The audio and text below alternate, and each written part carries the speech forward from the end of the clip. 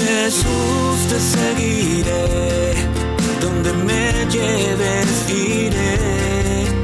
Radio Paz presenta Te Seguiré, un programa del Ministerio de Evangelización Escoge para el crecimiento en la fe, conducido por Roberto Toledo. Muéstrame ese lugar donde vives, quiero quedarme contigo allí.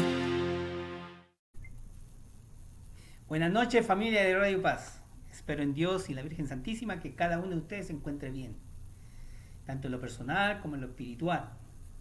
Así también espero que toda su familia se encuentre de lo mejor. Y si no, ya vamos a hacer una oración inicial donde vamos a pedir por cada uno de ellos, ¿ok? Espero también que hayan pasado una bonita semana y un fin de semana precioso. Como así espero que el resto de esta semana que viene, espero que lo pasen maravillosamente bien. La vez pasada terminamos lo que era el nombre de, ¿cierto? Te seguiré, porque el programa se llama Te seguiré, que no fue un nombre al azar, fue un nombre, ¿cierto?, de algo que ya se realizó, que se dio en el pasado, ¿verdad? Y que el patrono, ¿cierto?, del Ministerio de Evangelización Escoge es San Lorenzo, por su gran sueño donde le cambió la vida y después llegó a ser un diácono, ¿ok? Que lo mataron trágicamente y muy mal, o sea, de una forma muy grotesca, pero miren en lo que se convirtió, ¿no?, en un santo. Y por eso el 10 de agosto se celebra San Lorenzo. Bueno, hoy vamos a comenzar un nuevo tema. No sé si me vaya a tomar el próximo lunes, no lo sé. O sea, me refiero a que vayan a ser 2 programas. No creo, porque es relativamente corto.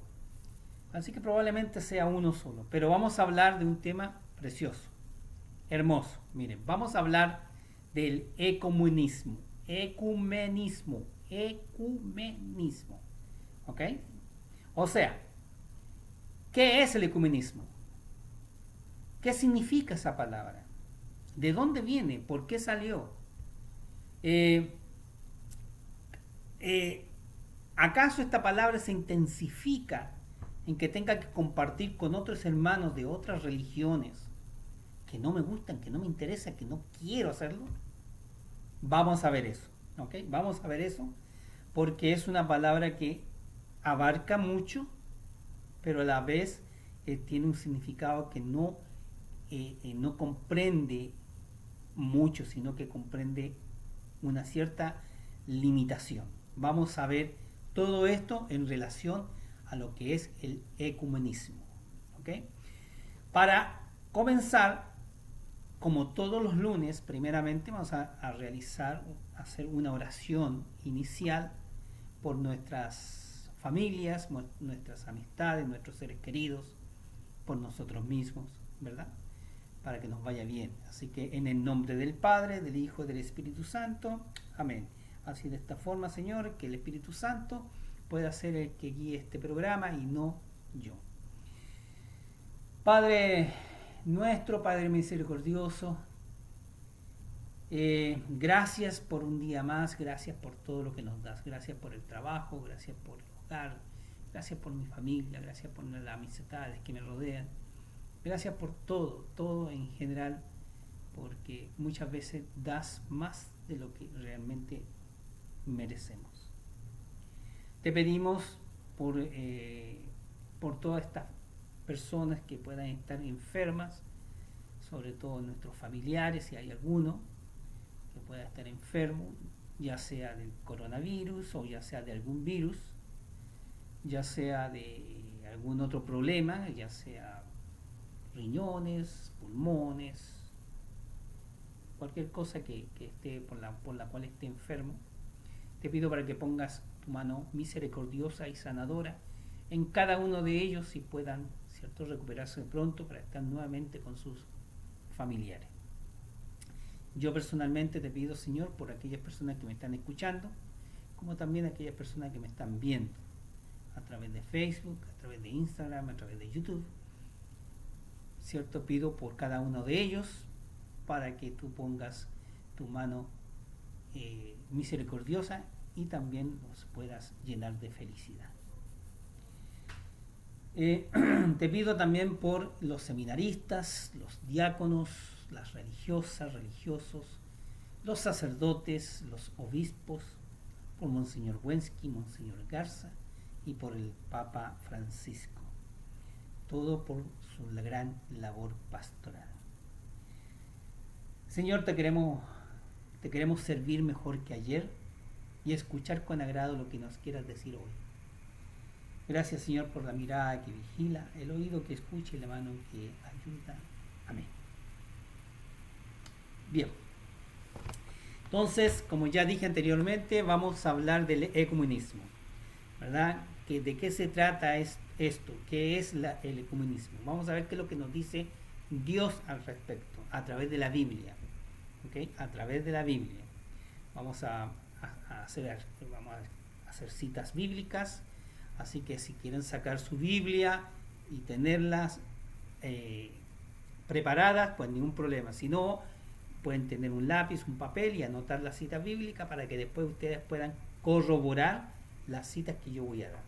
Y así de esa forma ustedes mismos puedan leer en relación a lo que vamos a conversar. Bien, vamos a ver qué es lo que es el ecumenismo. ¿Okay? Según la definición de ecumenismo, el ecumenismo lo podemos encontrar en los documentos del Vaticano II, ¿verdad? Como también lo podemos encontrar en diversos lugares, pero la definición que da el Vaticano II es muy, muy buena porque está dirigida directamente a los católicos. ¿Okay? Directamente a los católicos. Entonces dice, vamos a ver qué es lo que es, en un término general, qué es lo que es el ecumenismo, qué es lo que significa. ¿Okay? Es la tendencia o movimiento que busca la instauración de la unidad de los cristianos. Unidad. Aquí se trata de unificación. Se trata de uno solo. Aquí no hay divisiones o diversas cosas. No se trata de eso. ¿Ok? Y ya vamos a ver a través de las citas bíblicas lo que nos dice Dios en relación a la unificación, a la unidad. ¿Ok? Ya vamos a ver eso. ¿Ok? Vamos a ver qué es lo que nos dice la Biblia. Pero lo que dice acá en la tendencia general de esta palabra es que es un movimiento que busca la instauración de la unidad de los cristianos.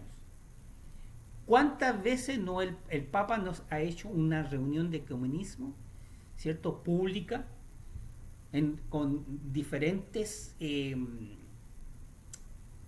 pontífices, ¿cierto? O de la jerarquía de otras religiones, ¿verdad? Lo ha hecho público. Entonces, es decir,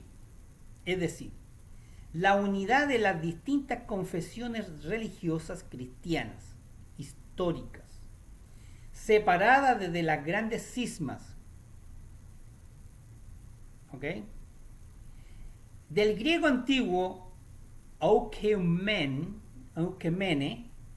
aunque se pronuncia en griego moderno, ikumeni, ¿ok? Tierra habitada.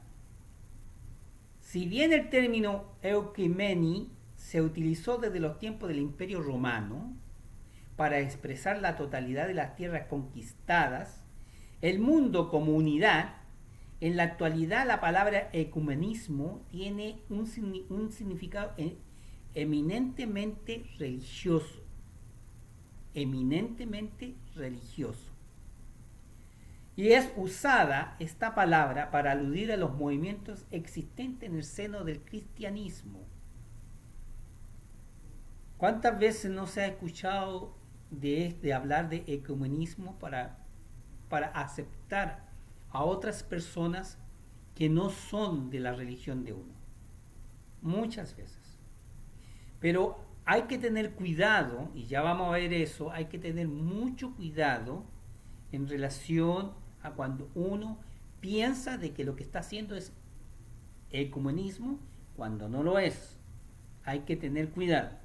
¿Ok? Ya lo vamos a ver. Entonces, es usada para aludir a los movimientos existentes en el seno del cristianismo, cuyo propósito consiste en la unificación de las distintas denominaciones cristianas. Señores, si Cristo vino para unificar, dio su vida por la unificación, ¿cómo es que el hombre después dividió todo? ¿Ah?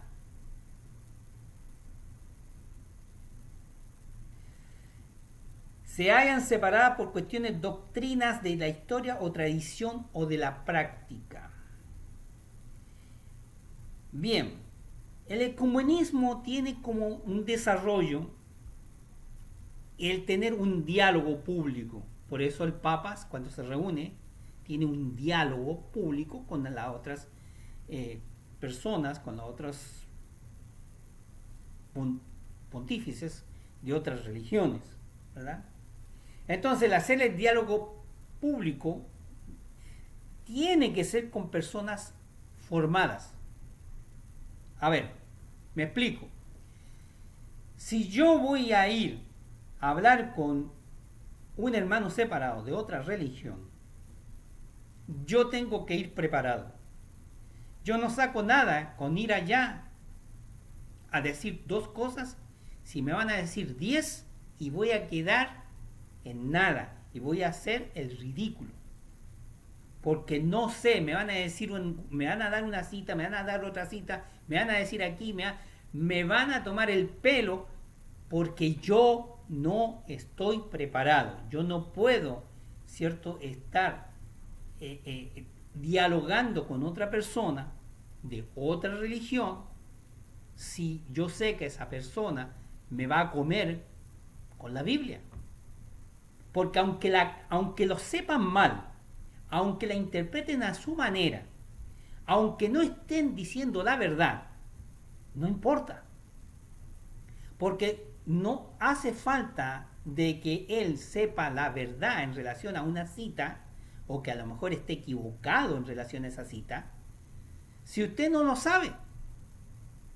¿Cómo es posible que si esa persona le va a decir, no, porque en Éxodo 3, 4, 5 dice esto, y usted decir, no tengo idea, ¿verdad?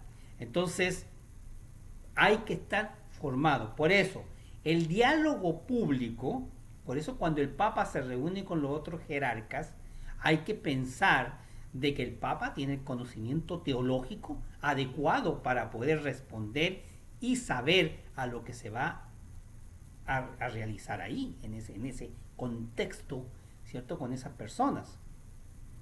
Entonces lo mismo tiene que hacer usted en ese diálogo que usted va a dar con otras personas de otras religiones. Usted tiene que saber, tiene que estar preparado, tiene que estar formado, porque si no, entonces no va a poder decir nada, y todo lo que digan ahí usted va a decir, ah, sí, es verdad. ¿Por qué tantos católicos se van de la religión católica y se convierten a otras religiones, de evangélicos, no sé, de otras religiones, episcopales, lo que sea? ¿Por qué? Porque cuando le empiezan a hablar de la Biblia y le dan 4 o 5 citas diferentes, y él no sabe, el católico no sabe porque no estudia, porque no se prepara, entonces ¿qué pasa? Que viene esta persona, le dice, ¿tú ves que eso es así? Entonces él dice, es verdad, es así. Y se va. ¿Por qué? Porque el otro lo convenció de que esas citas bíblicas que le dio son lo que él, como él la interpreta, es la verdad. Y como uno no sabe poder respaldar realmente si eso es verdad, o decirle, no, mira, estás equivocado, lo que tú me estás diciendo es esto, pero en realidad es esto otro, porque eso dice así, es diferente. Es diferente. Cuando uno sabe un poquito, o cuando se prepara un poco, ya no hay nada que le pueda entrar. No hay nadie que le pueda tomar el pelo. Simplemente ya usted está preparado y tiene respuestas para dar. Pero ¿y si no está? Por eso dice aquí, hacer un diálogo público de personas formadas. Formadas. ¿Ok? Formadas. Sin enjuiciar, faltar el respeto o tener una actitud reprochable con insultos u ofensas. Porque muchas veces lo que pasa es que cuando la otra persona sabe y le empieza a atacar, la persona que no sabe, para defenderse empieza a insultar. ¿Ok? Y empieza a insultar. Yo vi un video donde habían unos hermanos, no me recuerdo de qué iglesia eran, no, la verdad que no eran unos protestantes, pero no me recuerdo qué iglesia eran, donde ellos fueron a hacerle una pregunta a un sacerdote y el sacerdote les contestó con una cita bíblica y les demostró de que lo que ellos estaban preguntando y diciendo era una cosa equivocada. Pero estos caballeros, estas dos personas, porque eran dos, no me recuerdo si eran hermanos o no, pero eran dos. No me recuerdo bien, pero estas personas, en vez de dialogar, en vez de conversar, en vez de llegar a un acuerdo, no. Se bloquearon por completo. Según ellos, lo que decían ellos estaba en total verdad, ¿verdad? No quisieron escuchar lo que estaba diciendo el sacerdote, no quisieron, no lo dejaron, y para más encima lo insultaron. Entonces, yo digo, si tú vas a ir a un diálogo, si tú vas a ir a una confrontación, entonces, ¿por qué si tú sabes que no vas a poder recibir la verdad, si tú sabes que no vas a poder estar abierto a todo lo que va a suceder ahí, ¿para qué vas? ¿Para qué vas? ¿Ah? Tú quieres imponer lo que tú sabes, pero resulta ser que no quieres recibir nada de afuera. Si yo veo esta pared, ¿verdad? Esta pared que está detrás de mí, y yo digo que esa pared es azul, porque yo le digo, o porque alguien me enseñó o me hizo ver de que esa pared era azul y no es amarilla. Pero si viene una persona a la cual me está diciendo que no, que esa pared es amarilla, y yo me voy a enojar porque lo que yo veo, según lo que mis ojos ven y lo que yo creo y lo que me enseñaron es azul, me voy a enojar. Y como me voy a enojar, entonces como esta persona me está diciendo las cosas como realmente son, pues le voy a insultar. Eso no es ecumenismo. Eso no es así. Por eso dice, les leo de nuevo, ¿ok? Por eso les dice, un diálogo público en persona, de personas formadas sin enjuiciar. No hay que enjuiciar a nadie, sin falta de respeto, o tener una actitud reprochable con insultos u ofensas. No hay para qué, no hay para qué. Sino buscando la justicia y la verdad, por el amor a Dios en la unidad en una comunidad. Por el amor de Dios en una comunidad. Si Dios es amor, ¿por qué entonces yo voy a ir con mal genio, con un carácter irreprochable, a pelear o a hacer un diálogo o a hacer una conversación cuando yo sé que me voy a enojar, ¿cierto? Porque voy a escuchar cosas que no me van a agradar? Entonces, si Dios es amor, entonces ¿en qué es lo que crees tú? ¿O en qué es lo que creo yo? En el sentido de que si yo voy. Cuando uno va a un diálogo, ¿cierto? Cuando uno va a un diálogo con una persona o varias personas en relación a hablar sobre la Biblia o hablar sobre ciertas situaciones o ciertos documentos bíblicos o ciertos documentos de la iglesia, o a defender la iglesia, Vaya, uno tiene que ir con la mejor disposición, pensando en la justicia y en la verdad. Si usted tiene la verdad, no tiene por qué enojarse. No tiene para qué insultar, no tiene para qué hacer nada. Usted tiene la verdad. Si Dios es amor, a pesar de eso, ¿cuántas veces no le dijeron 20 cosas y él no se enfadó? No hizo nada, no se insultó, sabiendo de que él tenía la verdad. ¿Cuántas veces los fariseos o los sumos sacerdotes le decían cosas a él y él le dialogaba, ¿cierto?, con una verdad? ¿Que los otros hacían caso? No lo hacían caso, no le interesaba. Para nada le interesaba. Porque si le hubiera interesado, hoy la historia sería diferente. Pero no le interesaba. Muchas personas, lamentablemente así, actúan hoy en día. ¿Cierto? Te dicen cosas, pero no quieren recibir la verdad. Sino quieren recibir lo que ellos quieren simplemente. O sea, si ellos te dicen, esa pared es azul, ellos quieren decir, ellos esperan recibir y dicen, sí, es azul, aunque es amarillo. ¿Ok? Hay circunstancias en que la unidad debe prevalecer, como por ejemplo, hubo una desgracia. Por ejemplo, hubo una inundación. Vino un huracán, se llevó no sé cuántas casas y todo ese pueblo está inundado. Por las circunstancias que hay, a mí no me debe importar para nada ir a ayudar a esas personas, aunque sean de cualquier otra religión.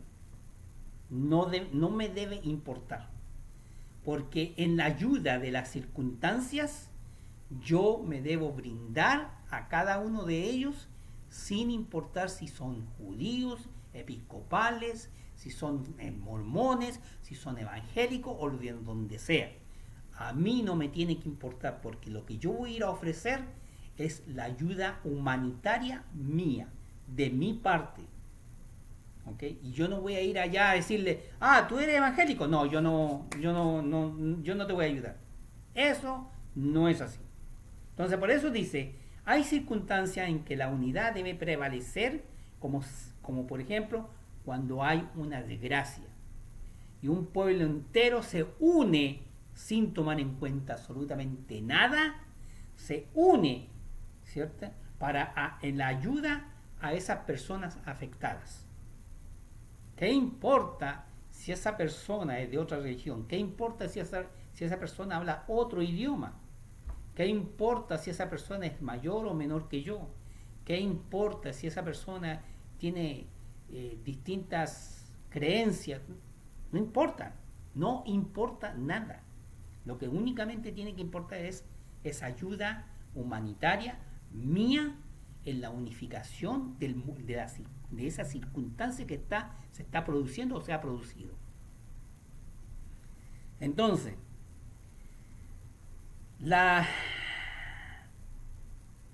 el significado de ecumenismo, comenzó a tomarse decididamente positivo cuando Constantino I el Grande, ya la semana pasada hablamos de Constantino I, del emperador Constantino. ¿Ves? Entonces dice aquí, el significado del ecumenismo comenzó a tomarse en serio, pues comenzó a tomarse decisivamente, ¿okay?, cuando Constantino I el Grande convocó al primer concilio ecuménico de cristianos en Nicea en el año 325. Bien, vamos a ir a unos anuncios, ya regresamos, no se vaya, vamos a continuar con el tema, ¿ok?, con el ecumenismo. No se vaya, regresamos en unos segundos, bye bye. Jesús, te seguiré, donde me lleves iré, muéstrame ese lugar donde vives, quiero quedarme contigo allí. Bien, ya hemos regresado, gracias a Dios, estamos de nuevo aquí con ustedes. Gracias por seguirme, gracias por estar aquí en el programa. Espero que estemos cumpliendo con lo que realmente es, el que usted aprenda y el que pueda saber, ¿verdad? Y así poderse defender algún día, si tiene que defenderse, ¿cierto? O defender la fe, su fe, ¿verdad?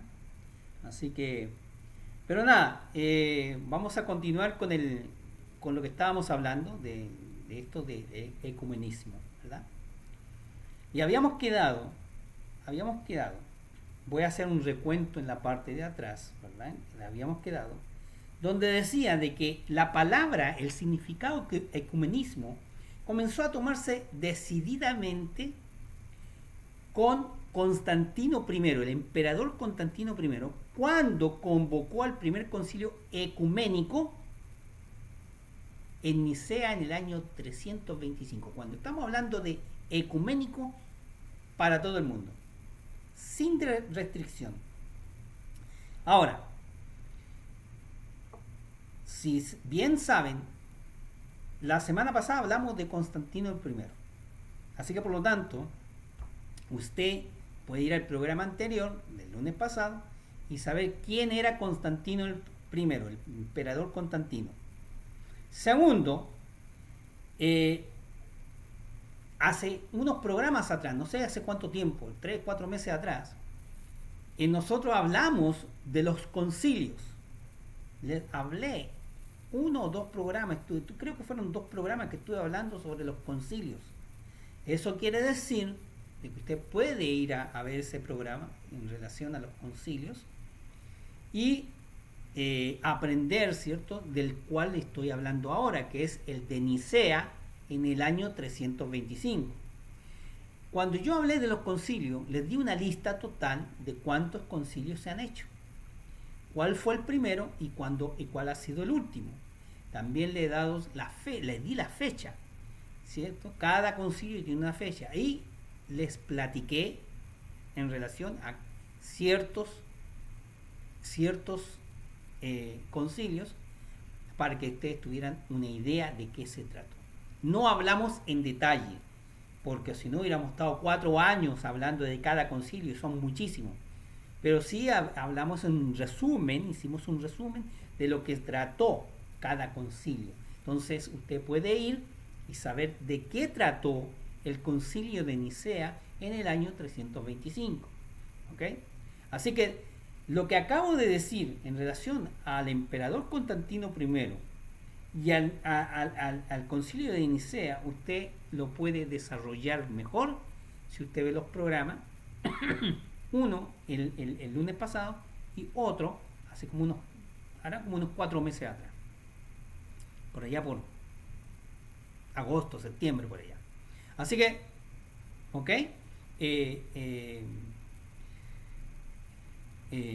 así que espero que más o menos para los que me han seguido sepan de lo que estoy hablando, ¿verdad? Entonces, cuando hablamos de la participación de los obispos para este concilio, hablamos de que era un concilio ecuménico. No había restricción. Eso quiere decir que podía venir cualquier obispo de cualquier religión. ¿Ok? De cualquier religión. Y ahí fue cuando ya el concepto de ecumenismo, se empezó a desarrollar en la parte cristiana y eventualmente se transformó en una palabra dedicada exclusivamente a la religión. Eso quiere decir de que hoy en día, cuando se habla de ecumenismo, se está refiriendo a la religión, hacia los cristianos, para ver si hay unificación. Que ojalá lo hubiera, pero no lo va a haber. Ojalá, pero no lo va a haber. Así que por lo tanto ya por lo menos ya tiene una idea más o menos de qué es lo que se trata, ¿cierto? Este ecumenismo, ¿verdad? Pero vamos a ir a la Biblia. Vamos a ir a la Biblia para ver qué es lo que nos dice la Biblia, ¿ok? En relación a a esta palabra, a esto lo que hemos conversado y lo que hemos ahora, ¿cierto?, detallado un poco. Me falta mucho en relación a lo de el Vaticano II, ¿ok? A lo del Vaticano II. Quizás lo veamos al final. Si tenemos un tiempecito, lo vemos al final, para que usted entienda lo que en el Vaticano II, el documento del Vaticano II, ¿por qué se llama Vaticano II? Porque fue otro concilio. Así como el concilio de Nicea, así fue el Vaticano II, un concilio. Entonces ahí se determinó, ¿cierto?, en un documento la importancia del ecumenismo, ¿verdad? Y vamos a ver si podemos hablar un poquito al respecto al final del programa. Vamos a ver si lo podemos hacer. Entonces vamos a ir a ver lo que nos dice la Biblia, porque recuerde que si está en la Biblia, es palabra de Dios. ¿Ok? Cuando no está en la Biblia, puede ser palabra de algún obispo, de algún papa, de algunos sacerdotes, algunos teólogos, pero no es palabra de Dios. Inspirado por el Espíritu Santo, pero no es palabra de Dios. Pero si está en la Biblia, es palabra de Dios. ¿Ok? Así que vamos a ir primero a San Juan 17:21. San Juan 17:21. ¿Ok? De nuevo, si usted tiene la Biblia, sáquela, busque San Juan y vaya al 17:21. Si no tiene el tiempo, porque yo no puedo esperar, entonces anote San Juan 17:21 y después usted lo lee. Usted va ahí, lo lee y se da cuenta. ¿Ok? A lo mejor tiene una Biblia diferente a la mía. Acuérdense que no todas las Biblias dicen exactamente lo mismo. ¿Ok? Hay palabras que cambian. ¿Ok? Hay palabritas que cambian. Así que por lo tanto, la puede ir y buscar en su Biblia. San Juan 17:21. Dice así: que todos sean uno. Uno. No 2, ni 1000, ni 50,000. Uno. Que todos sean uno. Como tú, Padre, estás en mí y yo en ti, que también ellos sean uno en nosotros, para que el mundo crea que tú me enviaste. Que todos sean uno. Dios quiere la unidad. Dios quiere la unidad. Dios no quiere una división. No quiere 20,000 cosas. ¿Ok? No quiere 1,000,000 de cosas. Él quiere una sola cosa. La unificación de todos. Uno. ¿Ok? De eso se trata. Por eso él dice que todos sean uno como tú, Padre, estás en mí y yo en ti, que somos uno. Tú en mí y yo en ti, somos uno. No hay dos. Uno. Como la Santa Trinidad. 3 diferentes personas, un solo Dios. Que también ellos sean uno en nosotros, para que el mundo crea que tú me enviaste. Aquí vemos la universalidad,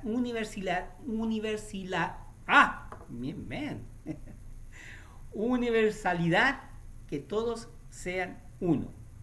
Este es el querer de Jesús. ¿Ok?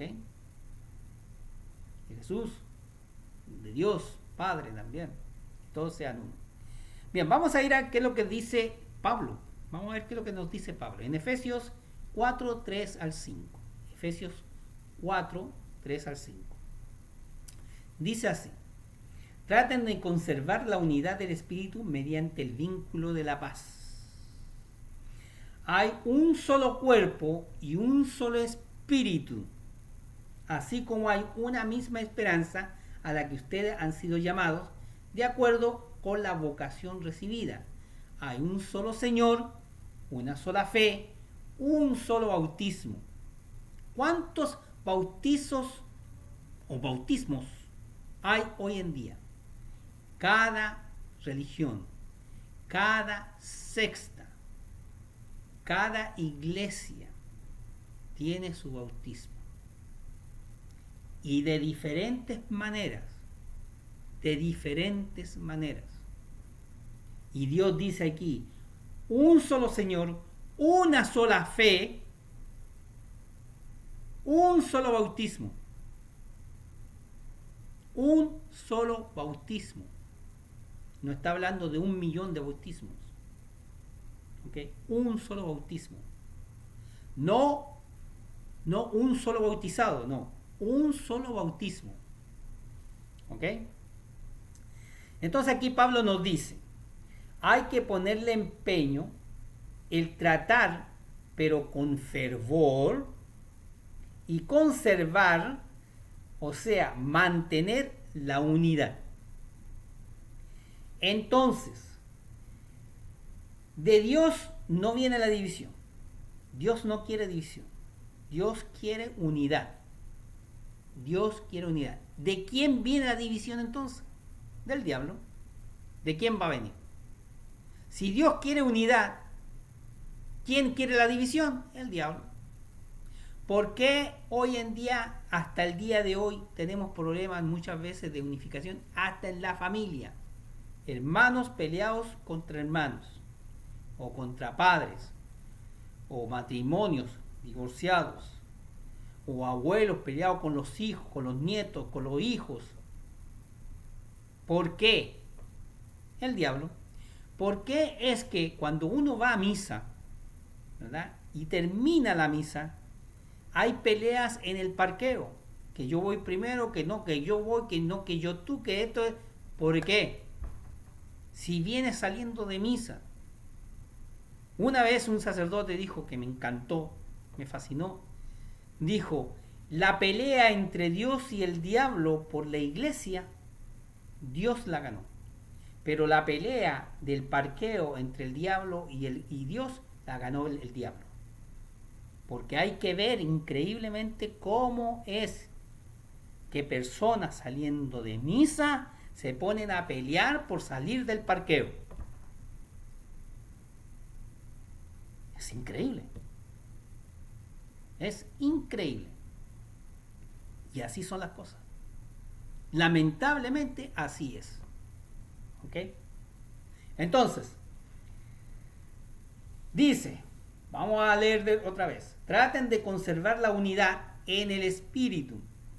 Traten de conservar la unidad en el espíritu. La unidad en el espíritu. Mediante el vínculo de la paz. Dios quiere unidad y quiere paz. Él no quiere división, ni guerras, ni peleas, ni discusiones. Él quiere unidad y paz.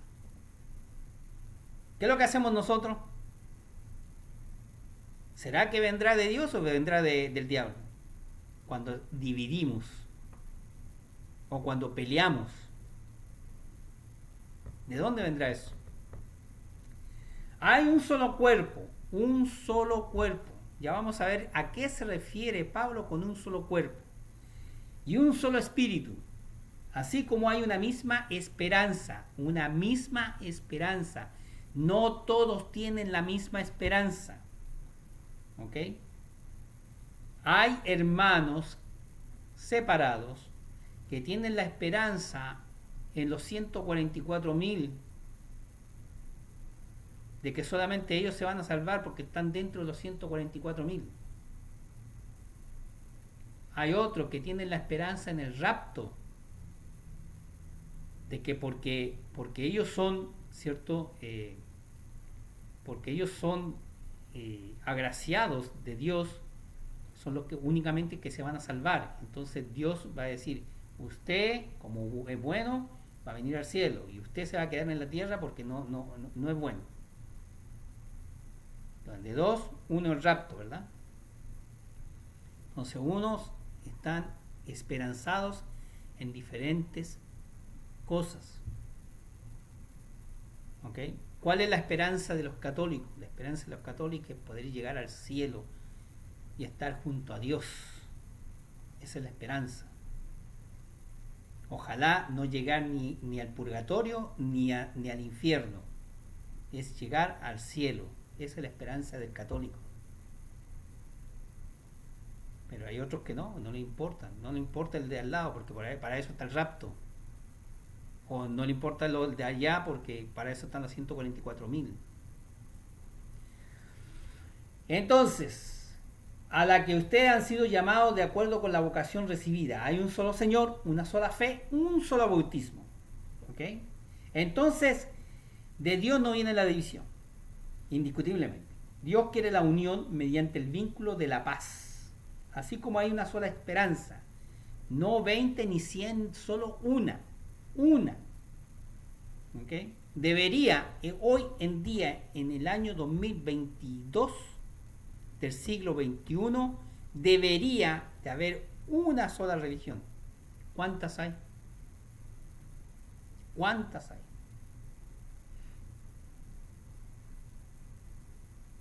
Entonces, dice así: como hay una sola esperanza, y no hay 20, ni 100, ni 1000, pero ¿qué quiere decir con esto? Es que la esperanza debería ser unificada. La misma esperanza que tiene aquella persona que está allá es la misma esperanza que tengo yo. ¿Ok? Ojalá estar juntos y abrazándonos ante los ojos de Dios en el cielo. Pero hay algunos que son tan egoístas que dicen no, porque yo soy bueno, estoy dentro de los 144.000 y esa es la esperanza mía, estar dentro de los 144.000. Yo no sé cuántos millones de personas hay en el mundo. Ustedes se imaginen con 144.000 nada más que se puedan salvar. Pero ¿qué quiere decir Pablo que cuando dice hay un solo cuerpo? Un solo cuerpo. Vamos a ver a qué se refiere Pablo con un solo cuerpo. Vamos a ir a Colosenses 1, 23, 24. Colosenses 1, 23, 24. Dice así: para esto es necesario que ustedes permanezcan firmes y bien fundados en la fe. Firmes y bien fundados en la fe. Que nada les pueda, ¿cierto?, desviar, nada. ¿Cuántos católicos que se han dicho que son católicos se han cambiado a otras religiones? Y no estamos hablando tan solo de las protestantes, estamos hablando también de judíos, estamos hablando de musulmanes, estamos hablando de tantas otras religiones. ¿Cuántos no se han cambiado? Porque no han tenido firmeza en su fe.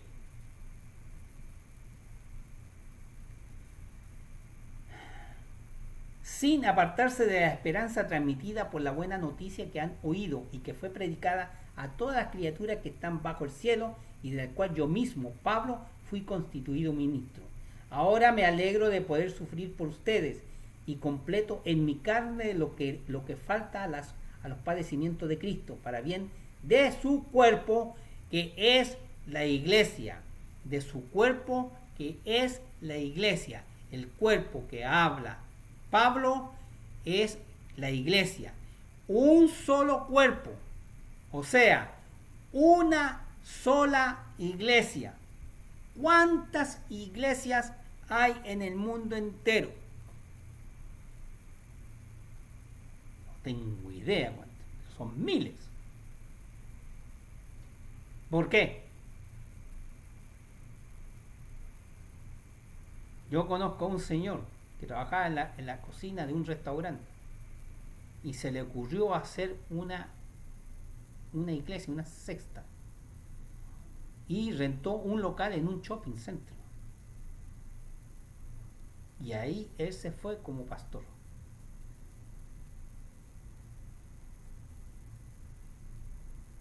¿Cuántas personas más han habido así de esa forma? Entonces, si Dios dice, si Dios nos está pidiendo un solo cuerpo, o sea, una sola iglesia, y nosotros estamos haciendo más y más y más, cada día están saliendo más y más iglesias. Cada día salen más y más iglesias. Y Dios nos dice así, en el 24, dice: ahora me alegro de poder sufrir por ustedes y completo en mi carne lo que falta a los padecimientos de Cristo, para bien de su cuerpo, que es la iglesia, de su cuerpo, que es la iglesia. El cuerpo de Jesús es la iglesia, el cuerpo. O sea, en Efesios 4, 3, 5, él hablaba de un solo cuerpo y un solo espíritu. Ese un solo cuerpo es lo que está hablando en Colosenses, que dice su cuerpo, que es la iglesia.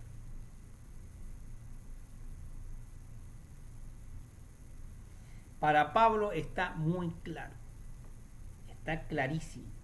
Él llama cuerpo a la iglesia. Ya. Pero el cuerpo ¿de quién? De Jesús, de Dios. Permaneciendo firmes en la fe sin apartarse de la buena nueva que ha transmitido Jesús. De la buena nueva que ha transmitido Jesús. No Perico Pérez por allá, no, Jesús. Entonces la pregunta que viene ahora es: ¿cómo es que si Dios quiere la unidad de todo en un solo cuerpo, que es la iglesia, en el siglo XXI hayan tantas iglesias?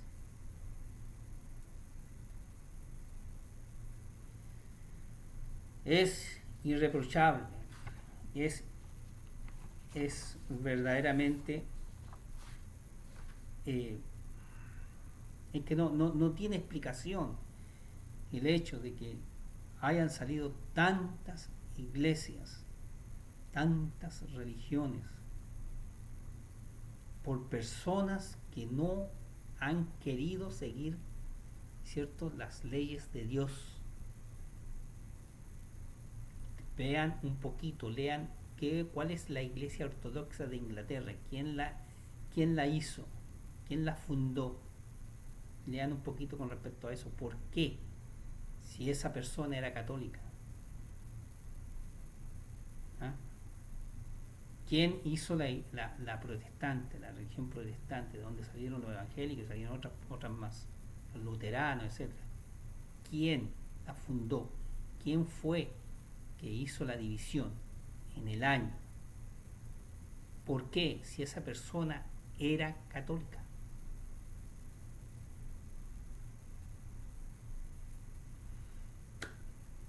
Bien, vamos a continuar el próximo lunes.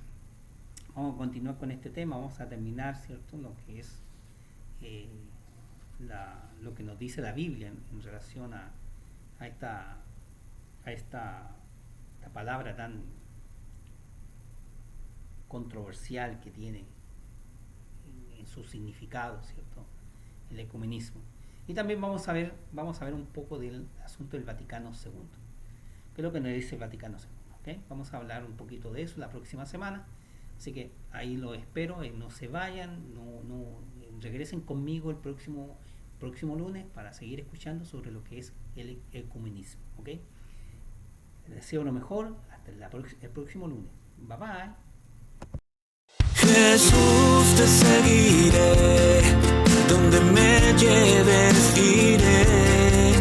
Radio Paz presentó Te Seguiré, un programa del Ministerio de Evangelización Escoge para el crecimiento en la fe, conducido por Roberto Toledo.